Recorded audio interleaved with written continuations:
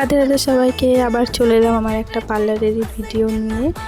তো hair spa এই চুলটাতে হবে আজকে। ফার্স্টে আমি চুলটাকে ভালোভাবে শ্যাম্পু করে নিলাম। চুলটা আমি জাস্ট টাওয়াল ড্রাই করে নিলাম হালকাভাবে। তারপর আমি ভিজে চুলে ক্রিম অ্যাপ্লাই করতে লেগে গেলাম। দেখতেই পাচ্ছ কতটা পাতলা সেকশন করে করে চুলটাতে আমি ক্রিমটা অ্যাপ্লাই করছি।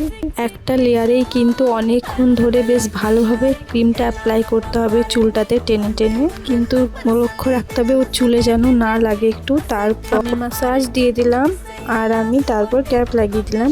ওর মুখে একটু ট্যানও পড়েছিল, তাই ট্যান করে আনছিল, তাই 20 মিনিট পর্যন্ত আমাকে রাখতে হতো। আমি আমার ট্যাটুনকে একটু রেডি করে দিলাম। এই দেখো এদিকে টাইমও হয়ে গেছে। আবার ফার্স্টে ওর প্যাকটা রিমুভ করব, ভালো হালকা করে মাসাজ করে নিলাম।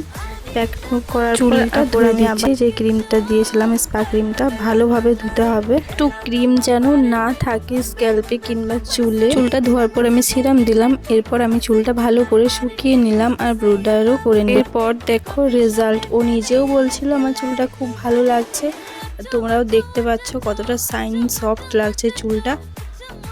স্পা কিন্তু হলো চুলের প্রোটিন, চুলকে হাইড্রেট, চুল ঝরে পড়া, চুল ভেঙে যাওয়া, রাফ হয়ে যাওয়া, এই সব কিছু ট্রিটমেন্ট কিন্তু স্পাই চুলের।